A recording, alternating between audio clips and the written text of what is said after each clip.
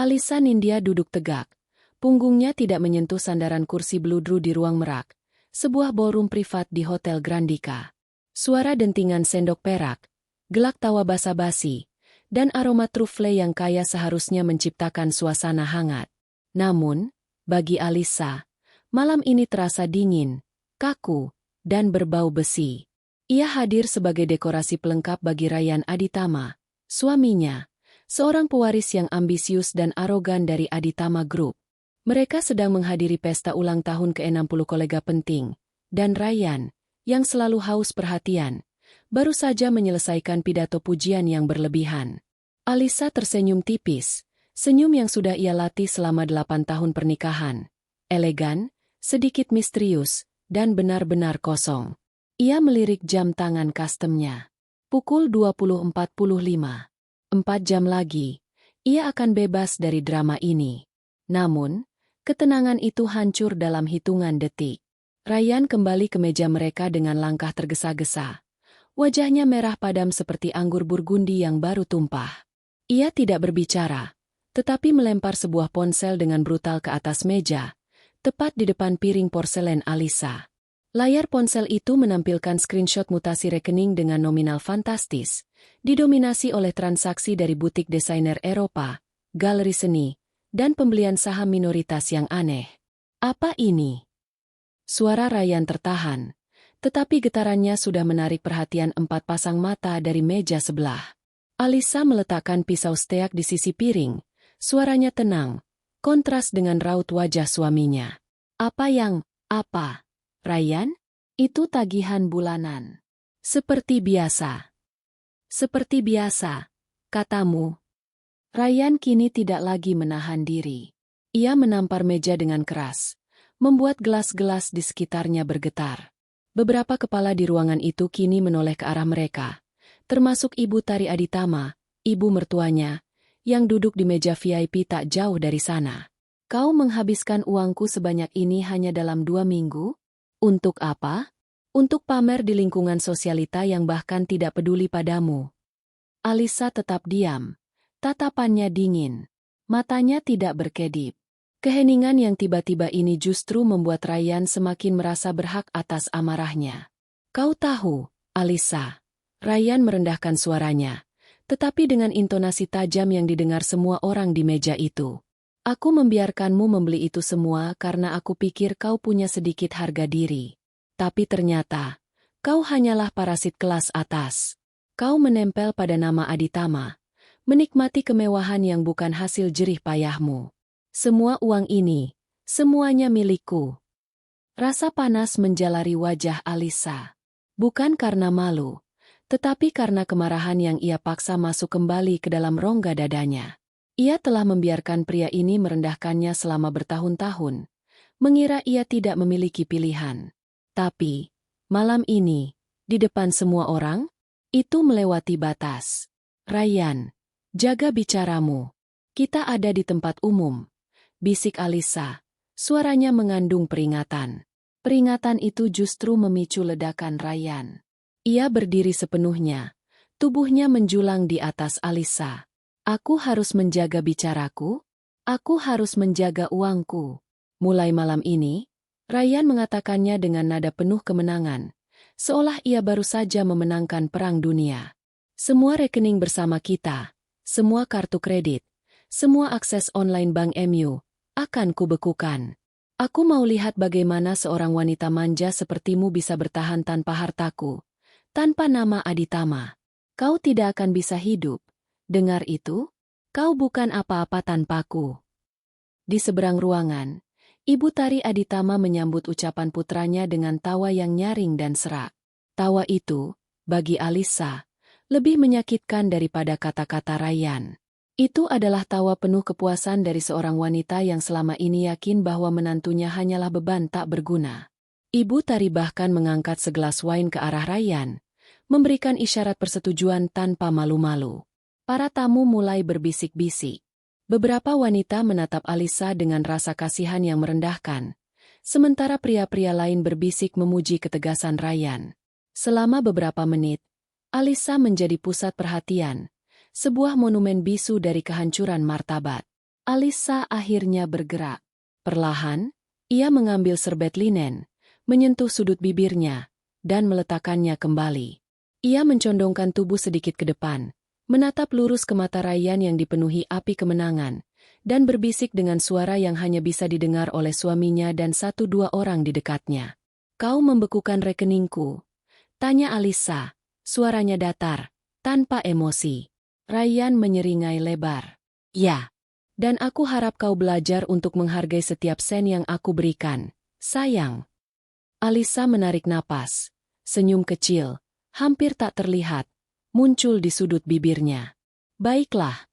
Kalau begitu, mari kita lihat siapa yang tidak bisa hidup tanpa siapa." Dia tidak menangis, tidak membentak, tidak memohon. Dia hanya berdiri, mengambil tas tangannya, dan berjalan keluar dari ruang merak tanpa menoleh. Keheningan yang ditinggalkannya terasa lebih berat daripada teriakan Ryan.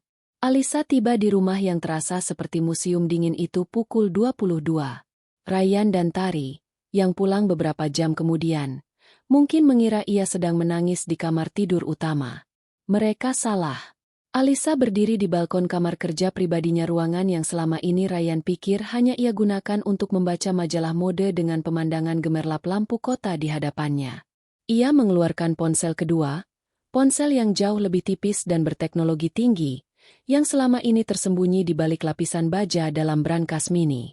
Ia menekan kontak dengan nama Sandi, K. Panggilan itu tersambung di deringan pertama, K. Suara Alisa kini bukan lagi suara istri yang pasif, tetapi suara pemimpin yang tajam dan tegas. "Ya, Lee. Aku lihat beritanya. Kau baik-baik saja?"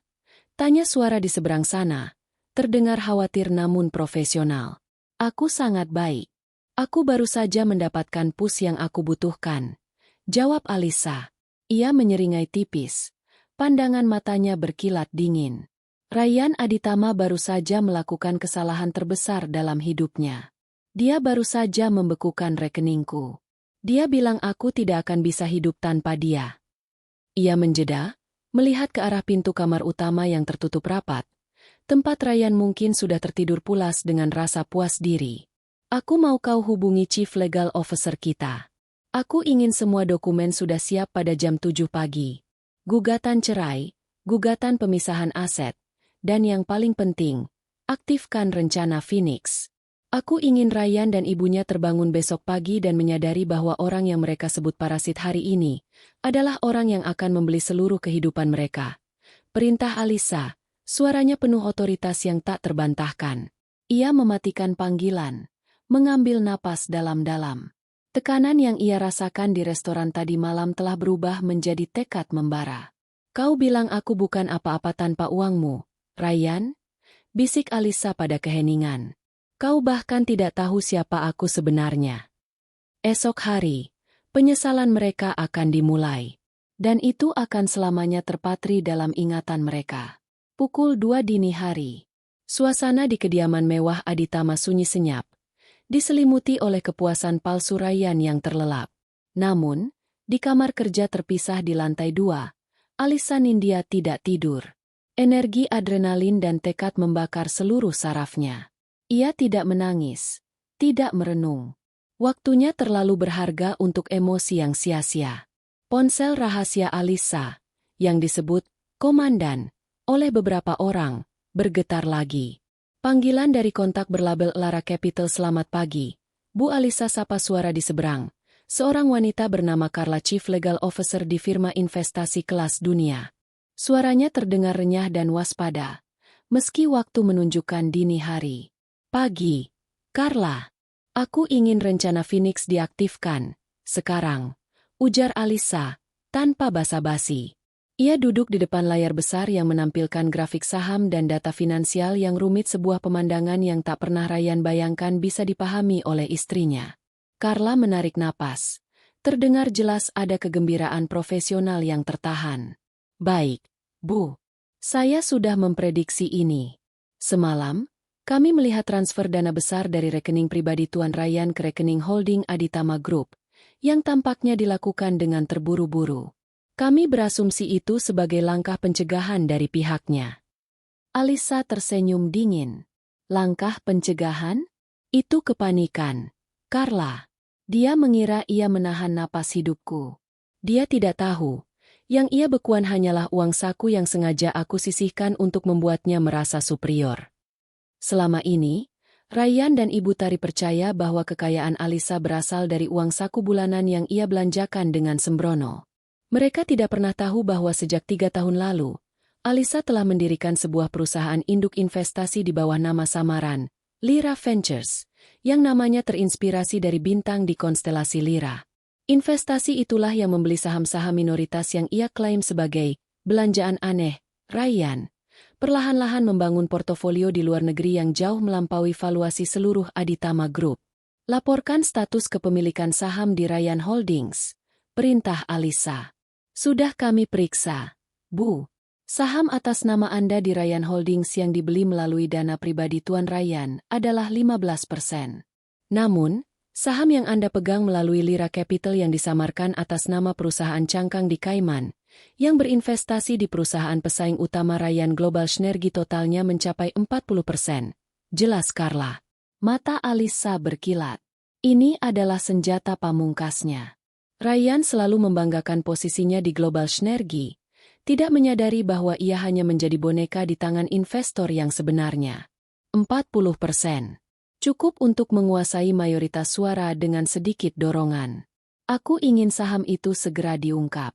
Bukan hanya sebagai saham, tetapi sebagai hak suara penuh yang diserahkan ke Global Synergy untuk tender offer pada Aditama Group.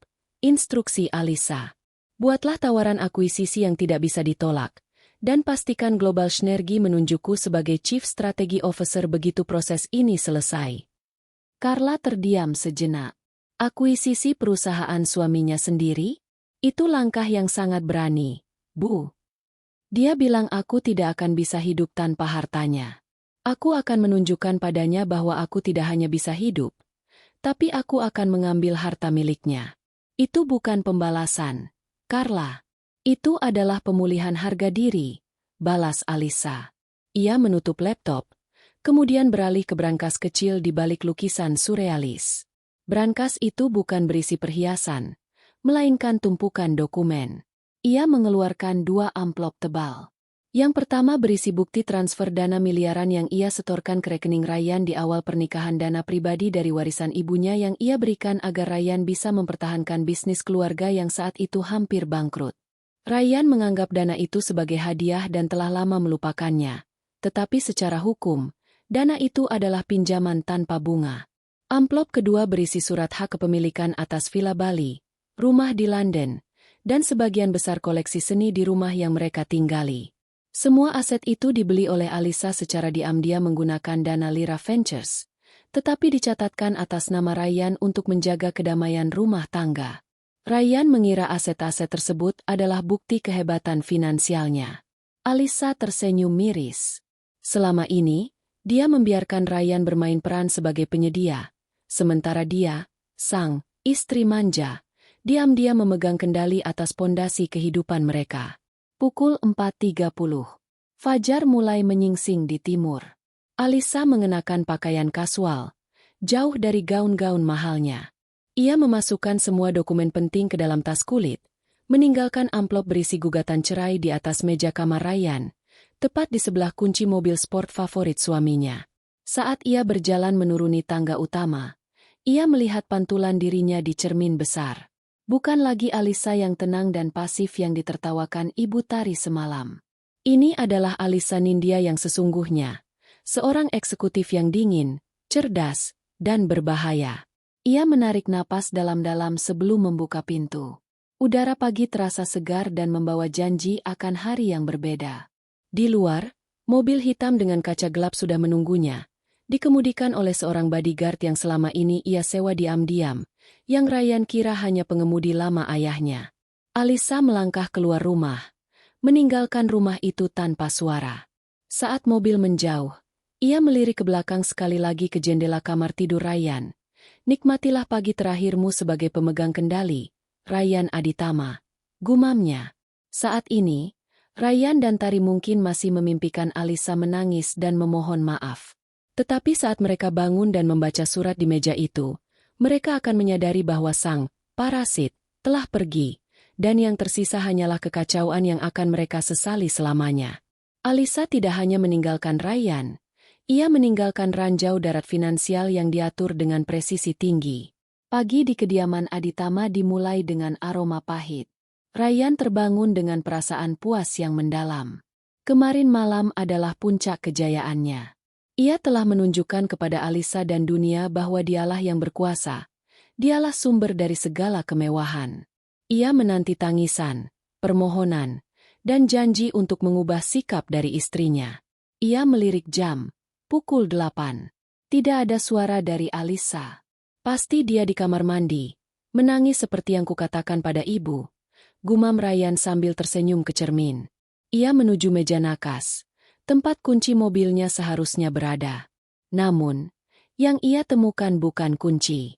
Di sana tergeletak sebuah amplop tebal berwarna krem dengan stempel timbul yang elegan, bukan surat cinta, melainkan lambang firma hukum Equitas dan Partners, salah satu firma litigasi paling kejam di Asia Tenggara. Rasa puas Ryan langsung menguap, digantikan oleh firasat dingin yang menjalar dari tengkuknya. Ia membuka amplop itu dengan tangan gemetar. Isinya adalah surat gugatan cerai resmi, disertai pemberitahuan pembekuan aset bersama yang ia gunakan untuk membeli saham krusial di Aditama Group, dengan alasan dana tersebut diduga berasal dari sumber yang tidak diungkapkan, undisclosed funding source. Ryan terperanjat. Tidak mungkin. Di tumpukan surat itu, ada catatan tulisan tangan Alisa, hanya satu baris, ditulis dengan tinta emas yang sama sekali tidak sesuai dengan suasana. Kau membekukan uang sakuku, Ryan. Aku membekukan seluruh kehidupanmu. Selamat menikmati pagi barumu. Tepat pada saat itu, telepon Ryan berdering. Itu adalah nomor kantornya. Halo, aku baru saja, tunggu. Kenapa kau meneleponku pagi-pagi begini? Ryan menyergah sekretarisnya. Suara sekretaris itu terdengar tegang. Pak Ryan, kita dalam masalah besar. Bapak menerima faks yang sangat mendesak dari Dewan Direksi. Mereka menuntut rapat darurat siang ini. Dan ada yang aneh dengan saham kita. Aneh bagaimana? Aku baru saja mentransfer dana besar semalam untuk menstabilkan. Ryan membalas, mencoba mempertahankan otoritas. Ya, Pak. Tapi dana itu sepertinya tidak berpengaruh. Ada indikasi tender offer agresif dari pesaing kita, Global Synergy. Mereka mendadak mengumumkan kepemilikan mayoritas saham non-publik yang mengejutkan. Dan, ada yang lebih buruk. Rekening korporat kita yang menjadi penjamin beberapa proyek besar, dibekukan sementara oleh pengadilan. Ryan merasakan ruangan berputar. Rekening korporat? Dibekukan? Hanya satu alasan, gugatan hukum yang valid dan terstruktur sempurna. Ia segera berlari ke lantai bawah, tempat Ibu Tari sedang menikmati kopi paginya dengan majalah mode. Ibu, bangun. Lihat ini.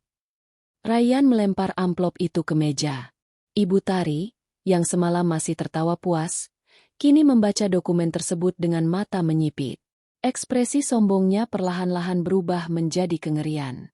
Gugatan cerai? Pembekuan aset? Bocah ini gila. Dia bahkan tidak punya uang untuk membayar pengacara Equitas. Seru Ibu Tari, suaranya naik 1 oktav. Bu, bukan cuma itu. Perusahaan. Rekening utama kita dibekukan. Ini pasti ulah Alisa. Dia pasti punya rencana gila. Tapi bagaimana? Dari mana dia dapat uang untuk pengacara kelas atas ini? Ryan mondar-mandir, mencengkeram rambutnya. Rasa puas semalam telah sepenuhnya tergantikan oleh kepanikan. Tiba-tiba, telepon rumah berdering. Ibu Tari mengangkatnya dengan nada kesal. Ya, halo? Siapa ini? Wajah Ibu Tari mendadak pucat pasi. Ia memegang gagang telepon seolah itu adalah ular berbisa. Apa maksud Anda hak penjaminan? Kami tidak pernah menandatangani apapun.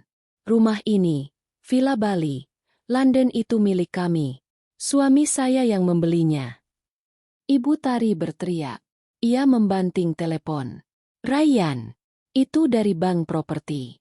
Mereka bilang properti-properti atas namamu rumah ini, villa, bahkan rumah di London adalah properti yang dibeli oleh Alisa, dan dia hanya mencatatkan namamu sebagai penerima manfaat sementara. Mereka bilang, dia telah mencabut hak penjaminan itu dan meminta kita segera mengosongkan properti dalam 48 jam. Dia punya surat-surat aslinya. Dia yang bayar semuanya. Ryan menatap ibunya, terperangkap antara rasa terkejut, penolakan, dan kemarahan. Tidak mungkin. Aku yang menandatangani cek. Aku yang mengurus akta. Dia tidak pernah punya uang sebanyak itu. Dia punya. Ryan. Dia punya. Kau ingat warisan ibunya yang kau anggap sepele itu? Dia bilang itu pinjaman. Dia menyuntikannya ke bisnis kita saat kita hampir bangkrut 5 tahun lalu. Dan dia mencatatkannya sebagai pinjaman, bukan hadiah. Ratap Ibu Tari, akhirnya menyadari betapa parahnya situasi mereka. Keesokan harinya, Alisa yang mereka sebut parasit, Alisa yang mereka hina, telah menunjukkan bahwa selama ini dialah tiang penyangga yang diam-diam menahan seluruh kehidupan mereka dari keruntuhan. Dia tidak pernah menjadi beban. Dia adalah penjamin rahasia mereka. Dan kini, penjamin itu telah mencabut dukungannya. Ryan berlari kembali ke kamar, mencari di semua tempat di mana Alisa mungkin menyembunyikan uangnya, tetapi ia hanya menemukan kekosongan. Hanya ada satu hal yang ia temukan, brankas kecil di balik lukisan surrealis brankas yang selama ini ia kira kosong kini terbuka dan kosong. Brankas itu adalah tempat Alisa menyembunyikan ponsel rahasia dan dokumen pentingnya. Ryan tidak pernah tahu itu ada. Kebodohan dan arogansi Ryan selama ini adalah bahwa ia tidak pernah mau tahu tentang apa yang dilakukan istrinya. Ia hanya melihat permukaan, belanja, pesta, keheningan.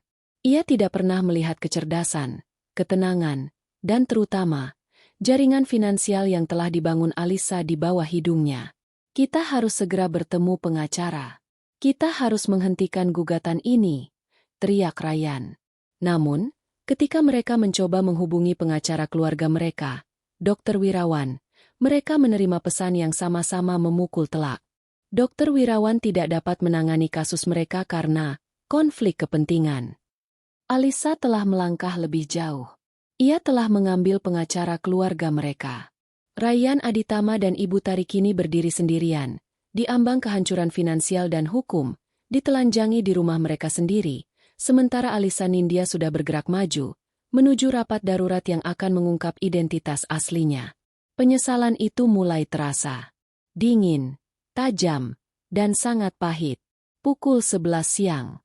Ryan Aditama dan Ibu Tari sudah berpakaian lengkap, tetapi kegagahan mereka semalam telah menguap, digantikan oleh keringat dingin dan kepanikan yang tersembunyi.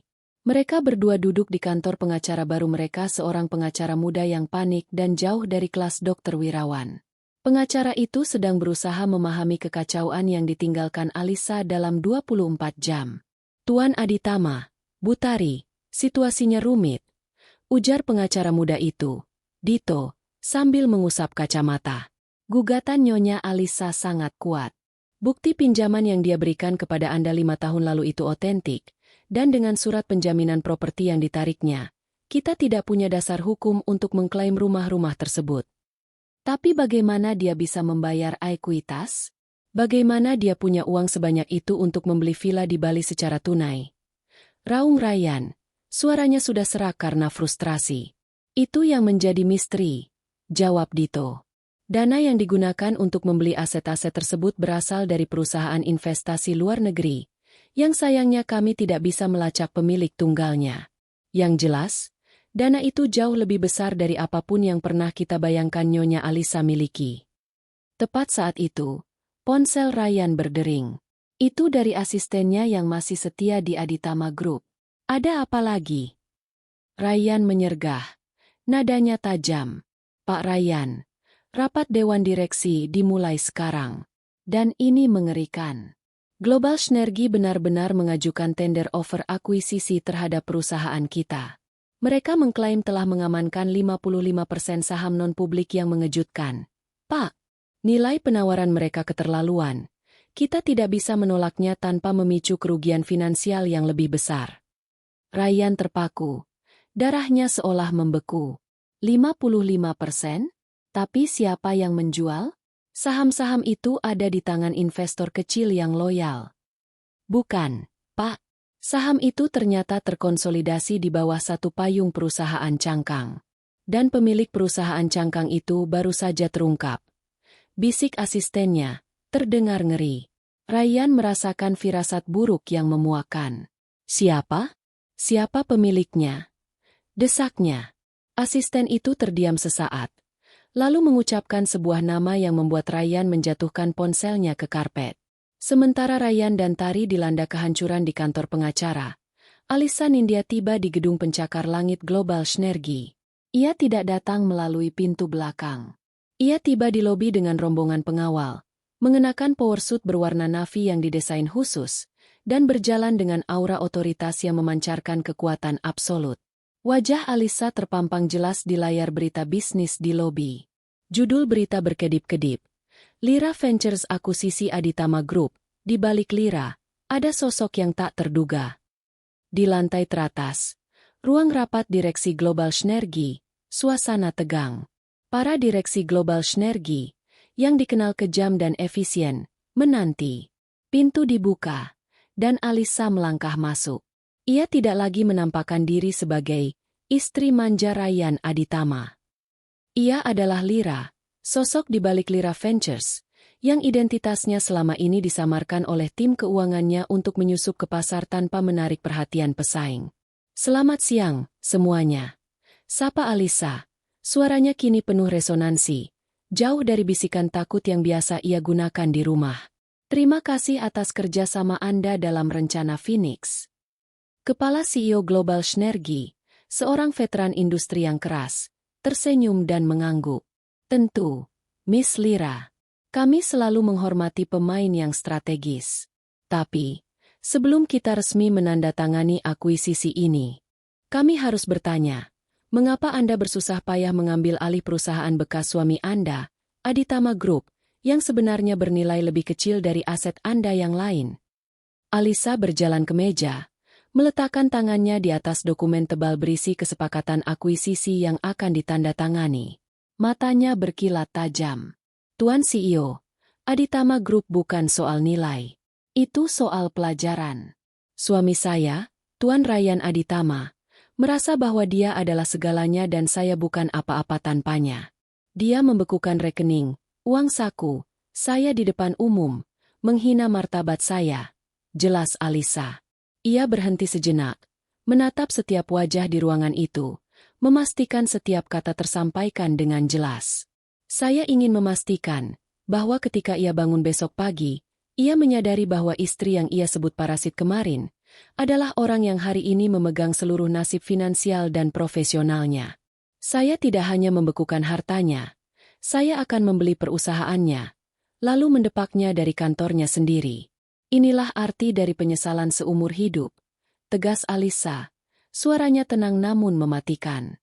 Para direksi terdiam, terkesan oleh motivasi yang begitu personal namun dieksekusi dengan kecerdasan bisnis tingkat tinggi. Lalu, bagaimana dengan posisi di Aditama Group setelah akuisisi? Tanya salah satu direktur. Ryan Aditama akan diberhentikan tanpa pesangon atas dasar kelalaian yang menyebabkan kerugian saham. Dan, seperti yang sudah kita sepakati, saya akan menjadi Chief Strategy Officer, CSO, Global Synergy dan CEO Aditama Group yang baru, putus Alisa. Saya akan membersihkan kekacauan yang ditinggalkan Ryan dalam 3 bulan. Ia mengambil pulpen emas, dan dengan satu gerakan tegas, menandatangani dokumen yang akan mengubah hidup Ryan Aditama dan Ibu Tari selamanya. Di saat yang sama, Ryan Aditama di kantor pengacara Dito, akhirnya berhasil menyambungkan kembali ponselnya. Asistennya mengulangi nama itu. Pak, pemilik saham mayoritas itu di bawah payung Lira Ventures. Dan pemilik Lira Ventures, yang baru diumumkan di media massa adalah Alisa Nindya. Ryan dan Ibu Tari duduk membatu. Pagi itu, mereka tidak hanya kehilangan rumah, mobil, dan uang mereka. Mereka baru saja kehilangan masa depan mereka, diakuisisi oleh wanita yang semalam mereka hina sebagai parasit yang tidak bisa hidup tanpa harta mereka. Penyesalan itu kini bukan lagi rasa dingin di tengkuk. Itu adalah hantaman brutal. Realisasi bahwa mereka baru saja membangunkan naga yang selama ini tidur di samping mereka. Ryan Aditama berdiri di tengah lobi kantor firma pengacara Dito, seolah-olah seluruh energinya telah dicabut. Di tangannya, ponselnya menampilkan berita utama yang sama. Wajah Alisa Nindya tampak tegas dan profesional, dengan judul yang menusuk. Sosok misterius di balik Lira Ventures, istri mantan CEO Aditama, Alisa Nindya. Lira. Ryan bergumam. Suaranya serak. Nama samaran itu, yang selama ini hanya ia dengar dalam bisik-bisik forum bisnis sebagai investor yang agresif dan tak terdeteksi, ternyata adalah istrinya sendiri. Dia yang mengendalikan Global Synergy, dia yang membeli perusahaanku. Ibu Tari ambruk di kursi terdekat. Napasnya tersengal. Wajahnya yang biasa dipenuhi kesombongan kini dipenuhi abu. Ini tidak mungkin. Tidak mungkin. Anak bodoh itu hanya tahu menghabiskan uang. Dia pasti dicuci otak oleh orang lain. Dia tidak mungkin sepintar ini. Dia pintar, Bu. Sela Ryan. Nada suaranya kosong. Kita yang bodoh. Kita yang meremehkannya. Semua saham minoritas yang dia beli yang aku pikir hanya iseng adalah pintu masuknya untuk mengendalikan pasar. Dia tidak sedang berbelanja. Dia sedang berburu. Tiba-tiba, ponsel Ryan kembali berdering. Itu adalah panggilan dari ketua panitia acara amal elit yang seharusnya ia hadiri minggu depan. Ryan mengangkatnya dengan harapan bisa menggunakan koneksi sosialnya untuk melawan. Halo, Tuan Bima? Saya bisa jelaskan. Tuan Ryan, potong suara di seberang, dingin dan formal. Kami mohon maaf. Semua undangan Anda ke acara amal bulan ini dan acara-acara sosial kami yang akan datang dibatalkan. Mengingat perkembangan terbaru di ranah bisnis dan etika. Suara itu menjeda, lalu melanjutkan dengan nada yang lebih merendahkan, serta laporan media mengenai bagaimana Anda memperlakukan Nyonya Alisa di depan umum. Kami merasa kurang etis untuk melanjutkan asosiasi kami dengan Anda. Panggilan itu diputus. Ryan terdiam. Balasan Alisa tidak hanya finansial. Itu adalah pemusnahan sosial. Di dunia bisnis Jakarta, reputasi adalah segalanya. Dicap sebagai suami yang arogan, yang merendahkan dan memiskinkan istrinya sendiri, adalah hukuman mati sosial. Ibu Tari yang mendengar percakapan itu, merasakan pukulan yang lebih dalam. Dunia sosialitanya adalah udara yang ia hirup. Acara amal? Itu acara penting. Aku sudah membayar gaun desainerku. Ini semua ulah Alisa. Dia sengaja membuat kita terisolasi. Tentu saja dia sengaja, Bu, jawab Ryan pahit. Dia tidak hanya membekukan rekening kita. Dia membekukan jaringan kita. Dia tahu bagaimana dunia kita bekerja. Sementara Ryan dan Tari mulai menghadapi isolasi sosial mereka, Alisa sedang meluncur mulus ke Aditama Group sebagai CEO yang baru diangkat oleh Global Synergy. Ia tidak datang untuk berunding, tetapi untuk mengeksekusi. Di ruang direksi Aditama Group, suasana terasa seperti pemakaman. Para direktur yang semalam masih menertawakan Ryan kini duduk tegang di hadapan Alisa, yang menempati kursi kepala meja kursi yang selalu diduduki Ryan. Terima kasih atas kehadiran Anda. Saya tidak akan berlama-lama, ujar Alisa, suaranya tenang. Mulai saat ini, Aditama Group di bawah kepemimpinan Global Synergy. Dan tugas pertama saya adalah melakukan pembersihan. Alisa menoleh ke Chief Human Resources Officer. Tolong siapkan surat pemutusan hubungan kerja Ryan Aditama. Segera. Berikan dia 30 menit untuk mengosongkan mejanya. Tidak ada pengecualian. Salah satu direktur, Tuan Dharma, yang selalu menjadi yasmen Ryan, mencoba memprotes. Nyonya Alisa, Tuan Ryan adalah putra pendiri.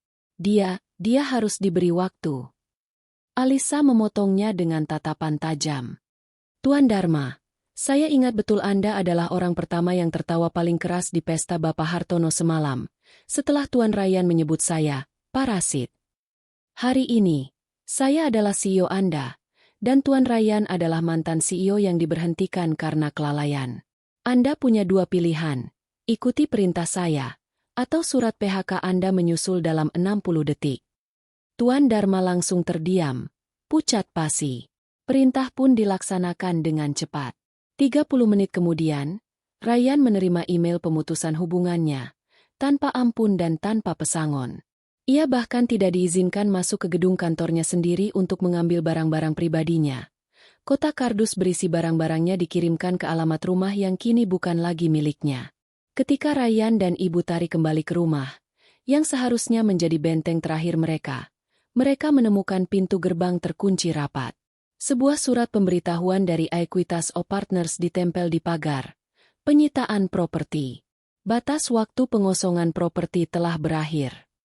Petugas keamanan yang kini berdiri di depan gerbang bukanlah penjaga lama mereka, tetapi bodyguard baru, tegas dan tidak dapat disuap. Tolong minggir, Bu Tari. Tuan Ryan, properti ini sudah milik Lira Ventures. Anda tidak lagi memiliki akses, ujar salah satu penjaga dengan nada formal.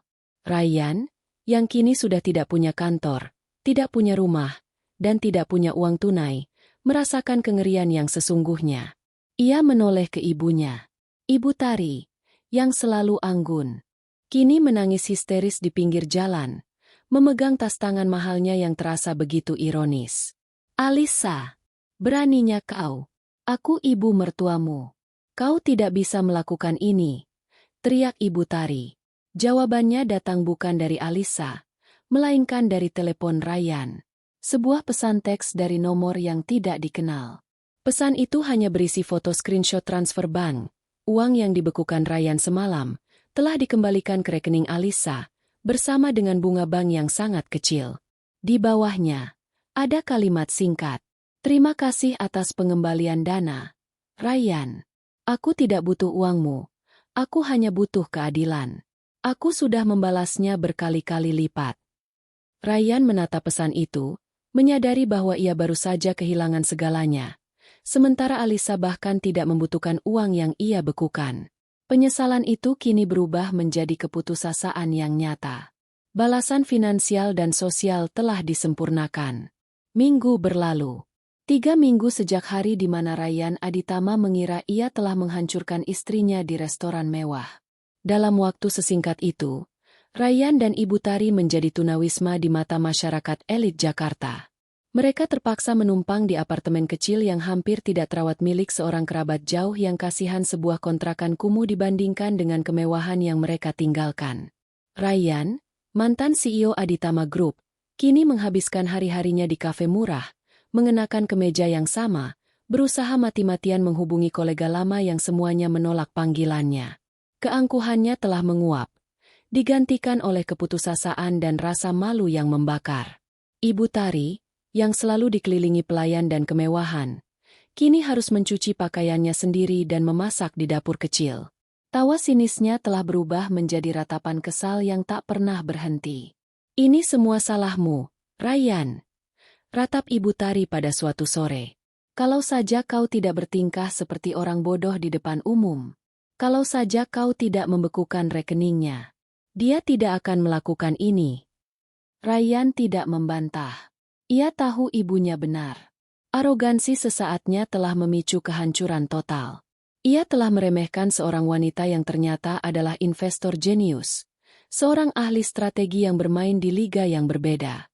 Aku harus bertemu dengannya, Bu, kata Ryan. Matanya kosong.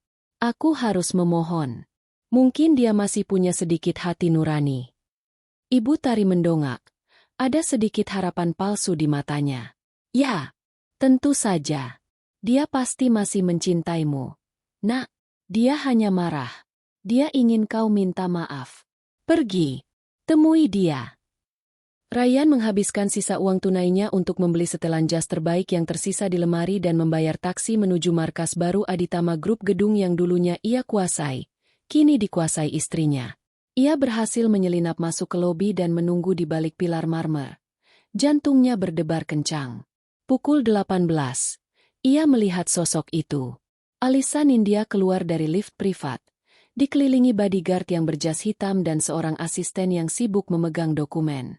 Alisa tampak luar biasa. Pakaiannya sempurna. Auranya memancarkan kesuksesan yang dingin. Jauh berbeda dari istri manja yang Ryan kenal. Ryan memberanikan diri. Ia melangkah maju, memotong rombongan itu. Tangannya terulur dengan putus asa. Alisa, tunggu. Aliga dan rombongannya berhenti. Pengawal itu bergerak maju, tetapi Alisa mengangkat tangan tipisnya, memberi isyarat agar mereka mundur. Ia menatap mantan suaminya. Wajahnya tanpa ekspresi, seolah sedang menatap debu di sepatu mahalnya. Ryan Aditama, sapa Alisa, menggunakan nama lengkapnya. Aku yakin kau sudah tahu kau tidak punya janji. Alisa, kumohon. Suara Ryan bergetar. Ia tidak lagi berusaha terdengar sombong. Ia terdengar seperti anak kecil yang kehilangan mainan. Aku minta maaf. Aku tahu aku salah. Aku dibutakan oleh harga diriku. Aku tidak tahu kau. Aku tidak tahu kau memiliki ini semua. Ia mendekat, mencoba menyentuh tangan Alisa, tetapi Alisa menarik tangannya dengan cepat, seolah jijik. Kau tidak menyesali apa yang kau lakukan, Ryan, kata Alisa, suaranya tenang. Tetapi setiap kata terasa seperti es yang membelah. Kau hanya menyesali konsekuensinya. Kau menyesal karena sekarang kau tahu siapa aku. Kalau saja aku tetap menjadi Alisa yang pasif, yang hanya tahu menghabiskan uang, kau tidak akan pernah merasa bersalah. Air mata mulai menggenang di mata Ryan. Tidak, aku sungguh menyesal. Aku merindukanmu. Aku mencintaimu. Kita bisa memulai lagi. Aku akan mengembalikan semua kepemilikan. Aku akan mundur dari perusahaan. Aku akan jadi suamimu yang baik. Alisa tertawa kecil. Tawa itu tidak mengandung kehangatan sedikit pun, melainkan rasa iba yang merendahkan. Cinta? Kau tidak mencintaiku. Ryan, kau mencintai panggung yang kuberikan padamu. Kau mencintai boneka yang duduk diam dan memujamu. Kau mencintai fantasi bahwa kaulah yang menyelamatkan dan menafkahiku. Ketika kau menghinaku di depan semua orang malam itu, kau menghancurkan satu-satunya hal yang kuminta darimu, martabatku. Alisa melangkah mendekat. Pandangannya mengunci mata Ryan. Kau bilang aku tidak akan bisa hidup tanpa hartamu, bisik Alisa. Kali ini suara itu penuh kekuasaan. Kau bilang aku bukan apa-apa tanpamu. Lihatlah aku sekarang. Aku adalah bos MU. Aku adalah pemilik rumah MU. Aku adalah orang yang menghancurkan seluruh jaringan sosialmu. Dan kau? Kau adalah pria yang menangis di lobi kantorku, memohon belas kasihan. Ia mencondongkan tubuh sedikit, memastikan hanya Ryan yang mendengar kata-kata terakhirnya. Aku tidak butuh hartamu, Ryan. Aku butuh kau tahu bahwa harga diri seorang wanita jauh lebih berharga daripada seluruh uangmu. Aku hanya menuntut keadilan. Dan sekarang, aku sudah mendapatkannya. Pertemuan kita selesai. Alisa berbalik, memberikan isyarat kepada pengawalnya untuk melanjutkan langkah. Ryan mencoba memanggil namanya lagi, tetapi suaranya tercekat. Ia menyaksikan Alisa melangkah pergi, menuju mobil mewahnya, tanpa menoleh sedikit pun. Saat itulah Ryan Aditama akhirnya menyadari. Tidak ada lagi kesempatan. Pembalasan Alisa bukanlah tentang uang. Itu tentang memastikan penyesalan mereka bersifat permanen. Ryan keluar dari gedung itu, berjalan lunglai di bawah lampu jalan kota yang dingin. Ia melihat pantulan dirinya di jendela. Pria yang merana, kehilangan segalanya, bukan karena kebangkrutan, tetapi karena kesombongan. Dan ia tahu, baik ia maupun Ibu Tari, tidak akan pernah bisa lepas dari bayangan Alisa Nindya, sang lira yang bangkit dari abu. Penyesalan itu akan menjadi hukuman mereka selamanya. 6 bulan telah berlalu sejak Ryan Aditama berdiri di lobi kantor yang kini dimiliki oleh mantan istrinya.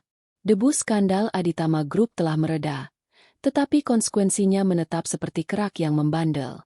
Global Synergi, di bawah kepemimpinan strategis Alisa Nindya, kini menggandakan valuasi Aditama Group, mengubahnya menjadi anak perusahaan yang efisien dan menguntungkan.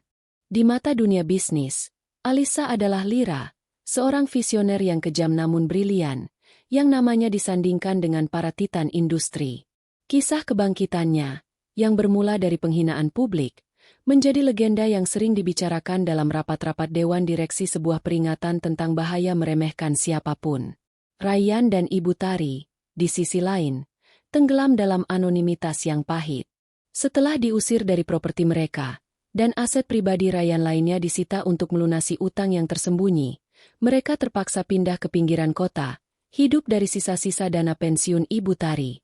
Semua upaya Ryan untuk mencari pekerjaan di perusahaan kelas atas atau menengah selalu gagal. Reputasinya sebagai pria arogan yang menghancurkan bisnis keluarga dan istrinya sendiri telah mendahuluinya. Setiap surat lamaran dibalas dengan penolakan sopan, atau, yang lebih menyakitkan, keheningan. Pembalasan Alisa sangat total. Ia tidak hanya mengambil harta benda, ia memastikan tidak ada pintu kembali bagi mereka. Pada suatu sore yang dingin, Ibu Tari menemukan Ryan duduk di lantai, bersandar pada tembok apartemen sewa mereka, dengan tatapan kosong menatap ponsel bututnya. Di layar ponsel itu, ada berita terbaru. Alisa Nindya, CEO Aditama Group dan CSO Global Synergy, baru saja dianugerahi Businesswoman of the Year. Lihat dia, Ryan, desis Ibu Tari.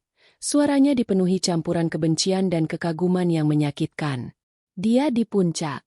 Dan kita? Kita seperti sampah. Dia tidak butuh uang kita, gumam Ryan, lebih kepada dirinya sendiri. Dia hanya butuh kita tahu bahwa dia bisa mengambil segalanya tanpa mengeluarkan 1 sen pun. Penyesalan itu, yang dulunya hanya berupa rasa malu karena kehilangan, kini menjadi pemahaman yang mendalam dan menghancurkan tentang kesalahan karakternya. Ia tidak hanya meremehkan istrinya, ia meremehkan potensi manusia. Di belahan kota lain, di sebuah penthouse mewah yang baru dibeli atas nama Lira Ventures, Alisa sedang menikmati kopi paginya. Pemandangan kota yang dulu ia lihat dari balkon rumah Ryan, kini terlihat jauh lebih rendah dari posisinya saat ini. Ia tidak lagi melihat dirinya sebagai korban yang direndahkan. Ia melihat dirinya sebagai arsitek dari takdirnya sendiri. Pagi itu, Carla, Chief Legal Officer setianya, datang dengan dokumen terakhir. Nyonya Alisa, ini dokumen putusan cerai final. Dan juga, surat penolakan banding terakhir dari Tuan Ryan Aditama, lapor Carla. Semua proses hukum telah selesai. Anda bebas sepenuhnya dari nama Aditama. Alisa mengambil pulpen emas, yang sama yang ia gunakan untuk menandatangani akuisisi, dan dengan tenang membubuhkan tanda tangannya di dokumen perceraian. Tidak ada kelegaan yang dramatis, hanya kepastian yang dingin. Bagaimana kabar Ryan dan Ibu Tari? Tanya Alisa, nadanya profesional, tanpa rasa benci. Carla ragu sejenak. Mereka kesulitan. Tuan Ryan mencoba memulai bisnis kecil, tetapi tidak ada bank yang mau memberinya pinjaman. Ibu Tari dikucilkan dari semua kelompok sosialita. Mereka menyesal, Bu. Mereka sangat menyesal. Alisa hanya mengangguk. Penyesalan adalah hukuman terberat bagi orang-orang seperti mereka. Carla, bukan penjara, bukan denda, tetapi hidup di dunia yang mereka bangun, tetapi tanpa status yang mereka banggakan. Alisa menutup map dokumen itu dan menatap keluar jendela. Seluruh pembalasan ini telah selesai. Ia telah membuktikan kepada Ryan, Ibu Tari, dan semua orang di restoran malam itu bahwa ia tidak hanya bisa hidup, tetapi mendominasi tanpa harta Ryan. Apa rencana kita selanjutnya, Bu? Tanya Carla, bersemangat. Alisa tersenyum, senyum yang kali ini asli, penuh dengan antisipasi akan masa depan. Rencana selanjutnya? Kita buang nama Aditama dan Lira. Kita kembali ke Nindya.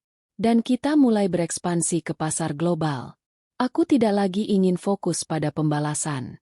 Aku ingin fokus pada warisan. Alisa berdiri. Ia berjalan ke meja di sudut ruangan dan mengambil bingkai foto kecil. Foto itu adalah dirinya sendiri, di usia 20 tahun, dengan mata yang penuh harapan sebelum ia bertemu Ryan. Ia melihat kembali foto itu, lalu membandingkannya dengan bayangannya saat ini. Ia tidak lagi mengenali wanita yang duduk diam di meja makan malam. Wanita yang sekarang adalah Alisa Nindya, seorang pebisnis ulung yang dibentuk oleh api penghinaan. Ia telah membebaskan dirinya dari pernikahan yang merendahkan, dari belenggu yang ia ciptakan sendiri.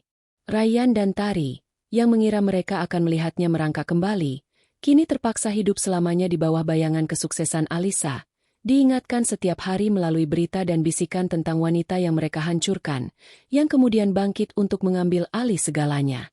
Alisa meletakkan foto itu, mengambil kunci mobilnya, mobil yang ia beli dengan uangnya sendiri, dan bersiap untuk rapat penting di New York. Ia tidak melihat ke belakang. Babak kehidupan yang baru saja ia tutup adalah pelajaran yang mahal, tetapi berharga. Ryan dan Ibu Tari akan menyesal selamanya, dan Alisa Nindya, sang Phoenix, telah terbang tinggi, bebas dari api.